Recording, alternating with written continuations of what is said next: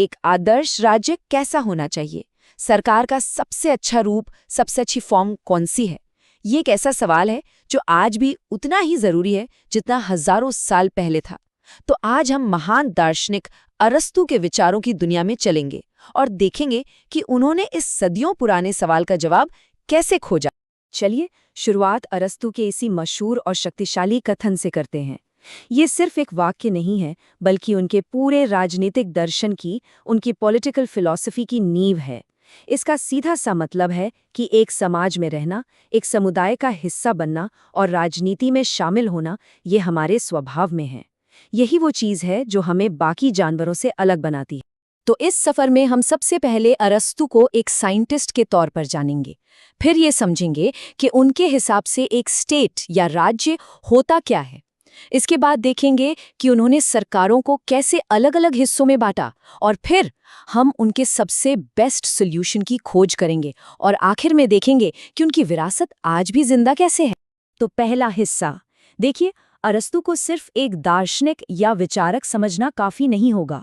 असल में वो राजनीति के पहले वैज्ञानिक थे, एक ऐसे एनालिस्ट जो सिर्फ कल्पना पर नहीं बल्कि डेटा, फैक्ट्स और ऑब्जर्वेशंस पर भरोसा करते थे।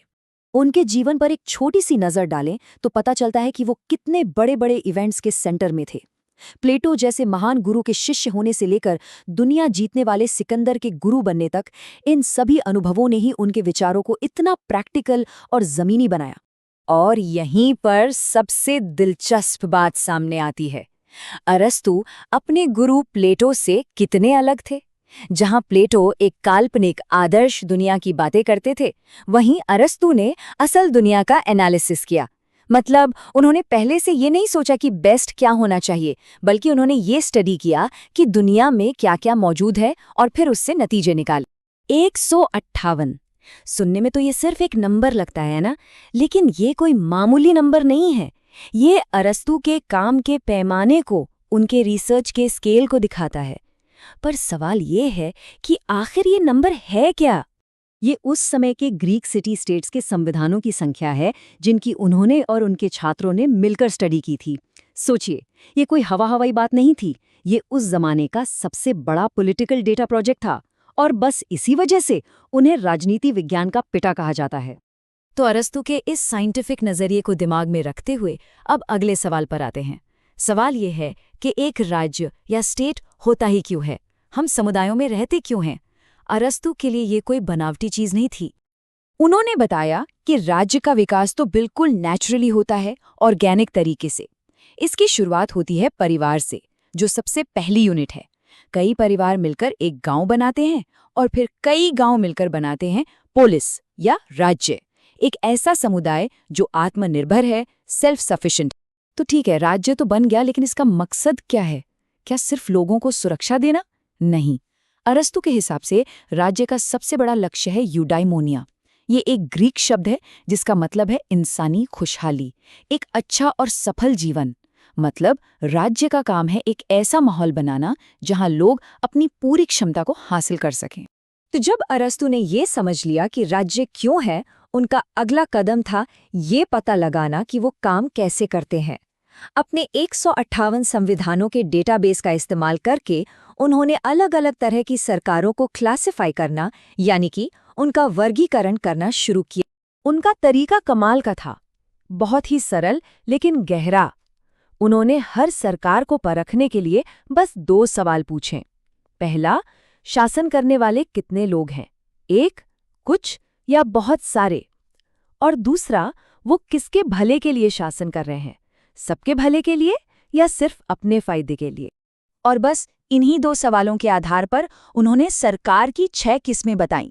3 सही रूप हैं, राजतंत्र यानी एक अच्छे राजा का राज, अभिजात तंत्र यानी कुछ गुणी लोगों का राज, और पॉलिटी यानी कई लोगों का राज जो कानून से चले। और फिर इन्हीं तीनों के बिगड़े हुए रूप हैं, तानाशाही, गुटतंत्र और लोकतंत्र। यहाँ ध्यान देने वाली बात यह है कि अरस्तू लोकतंत्र को भीड़ का शासन मानते थे, जो आज की डेमोक्रेसी से अलग है।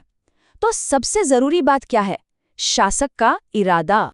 पर अरस्तू ने एक और चीज नोटिस की, ये कि कोई भी सिस्टम हमेशा एक जैसा नहीं रहता। एक अच्छा राजतंत्र आसानी से एक क्रूर तानाशाही में बदल सकता है। एक अच्छा अभिजातंत्र स्वार्थी गुटतंत्र बन सकता है। ये जो बदलाव का चक्र है, ये अस्थिरता लाता है और इसी से क्रांति होती है। तो अब असली चुनौती सामने थी, एक स्थिर समाधान खोजना। तो प्रॉब्लम की पहचान हो चुकी है, अस्थिरता। अब आते हैं अरस्तू के प्रैक्टिकल इलाज पर, उनके नुस्खे पर। एक ऐसा आदर्श राज्य कैसा हो जो सिर्फ अच्छा ही ना हो बल्कि टिकाऊ भी हो? इसका जवाब छिपा है उनके सबसे मशहूर सिद्धांतों में से एक में, स्वर्णिम मध्यमान या द गोल्डन मीन। अरस्तू का मानना था कि हर चीज में अच्छाई या खूबी दो किनारों के दो एक्सट्रीम्स के बीच में होती है, न बहुत ज्यादा न बहुत कम। और ये सिंपल सा आइडिया राजनीति पर भी लागू होता है। तो राजनीति में ये स्वर्णिम मध्यमान कैसा दिखता है? इसका जवाब है एक मजबूत और बड़ा मिडिल क्लास। अरस्तू ने ये देखा कि जहाँ बहुत ज्यादा अमीर लोग होते हैं वो अहंकारी हो जाते हैं, और जहाँ बहुत ज्यादा गरीब लोग होते हैं उनमें ईर्ष्या और असंतोष होता है। इन दोनों से ही संघर्ष पैदा होता है। लेकिन जो मिडिल क्लास है वो इन दोनों के बीच एक बैलेंस बनाने वाली ताकत का काम करता है। और इसी सिद्धांत से जन्म होता है उनके आदर्श राज्य का, जिसे वो पॉलिटी कहते हैं। ये असल में एक मिक्स सरकार है। इसमें गुटतंत्र यानी अमीरों का शासन और लोकतंत्र यानी गरीबों के शासन, दोनों के अच्छे अच्छे एलिमेंट्स को मिलाया जाता है। इस पर शासन मिडिल क्लास का होता है। और सबसे बड़ी बात, ये कोई ख्याली पुलाव नहीं बल्कि एक प्रैक्टिकल, हासिल किया जा सकने वाला आइडियल है। और इस पॉलिटी के दिल में बसा है ये एक बहुत ही पावरफुल आइडिया। अरस्तू के लिए दुनिया का सबसे समझदार शासक भी अपनी भावनाओं या अपने स्वार्थ का गुलाम हो सकता है। लेकिन कानून तर्क पर आधारित होता है, वो निष्पक्ष होता है। इसीलिए अच्छे से बनाए गए कानूनों का राज हमेशा किसी एक इंसान के राज से बेहतर होता है। यही तानाशाही के खिलाफ सबसे बड़ा हथियार है। और अब आते हैं आखिरी हिस्से पर। चलिए देखते हैं कि अरस्तू के ये हजारों साल पुराने विचार आज भी हमारे लिए इतने जरूरी क्यों हैं। उनकी विरासत सिर्फ इतिहास की किताबों में कैद नहीं है, बल्कि वो आज भी हमारे बीच जिंदा है। जरा सोचिए, जब भी हम एक संवैधानिक सरकार की बात करते हैं या रूल ऑफ लॉ यानी कानून के शासन को सबसे ऊपर रखते हैं, या फिर एक स्थिर समाज के लिए मजबूत मिडिल क्लास की जरूरत पर जोर देते हैं, तो हम असल में अरस्तू की ही भाषा बोल रहे होते हैं। उन्होंने वो नींव रखी जिस पर आज के मॉडर्न पॉलिटिकल विचार खड़े हैं। और हम इसी एक सवाल के साथ आज की बात खत्म करते हैं। आज की दुनिया में जहां हर तरफ राजनीतिक ध्रुवीकरण बढ़ रहा है, जहां चीजें दो एक्सट्रीम्स में बढ़ती जा रही हैं, क्या ऐसे में अरस्तू का स्वर्णिम मध्यमान का यानी कि संतुलन और बीच का रास्ता खोजने का संदेश पहले से भी कहीं ज्यादा जरूरी नहीं हो गया है? इस पर सोचना शायद आज हम सबके लिए बहुत जरूरी है।